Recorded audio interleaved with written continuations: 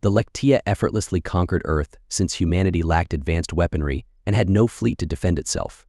The primitive arms humans wielded were no match for the technology the Lectia brought to the battlefield. Sure, humanity adapted quickly, but the gap was too vast. With garrisons established worldwide, the Lectia now controlled the planet and its resources. Yes, there had been an uproar in the Galactic Council, but nothing the Lectia couldn't handle.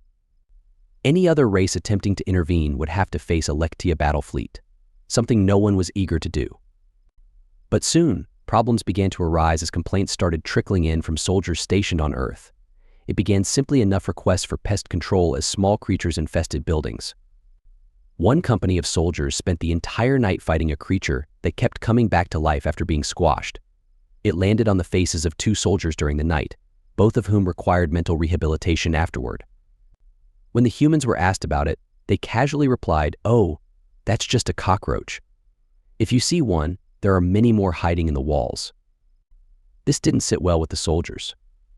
When asked how to eliminate them, the humans replied, "You don't. Cockroaches are the only creatures that would survive a nuclear war." Another company began refusing to do drills outside after one soldier suffered severe injuries from stepping on a mound of reddish dirt.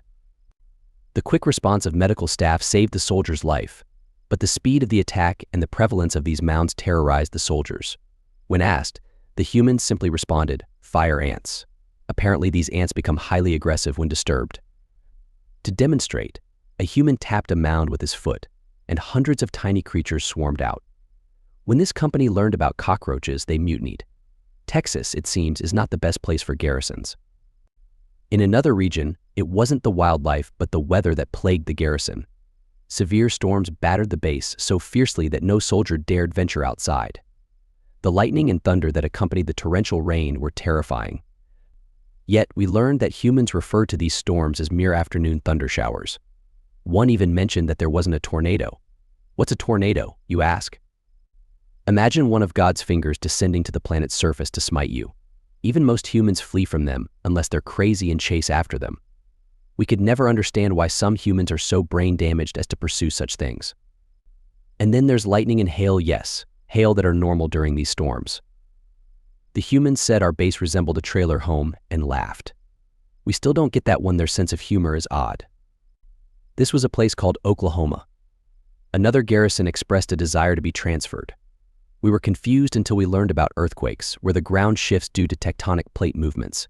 Does their planet act like it's alive? The ground shakes and humans pause before resuming their activities as if nothing happened. How? We lost all our garrisons in a country called Japan because of this. And that doesn't even include their volcanoes. Yes, volcanoes on their planet. The garrison in Sicily simply abandoned their post when a volcano called Etna erupted at night. The humans merely watched, saying it was minor and only worth recording for an online video. The troops and commanders stationed across the planet are starting to think something is wrong with these humans. Despite our takeover, they treat us kindly, yet their planet seems intent on killing all of us. The humans just laugh and joke about it. Don't even get us started on Australia, that's its own separate hellhole. The recommendation is to abandon Earth to the humans and maintain control of the space docks in orbit. Oh, and heavy inspections for any ship departing. We don't want any of those creatures, like fire ants, escaping from that planet.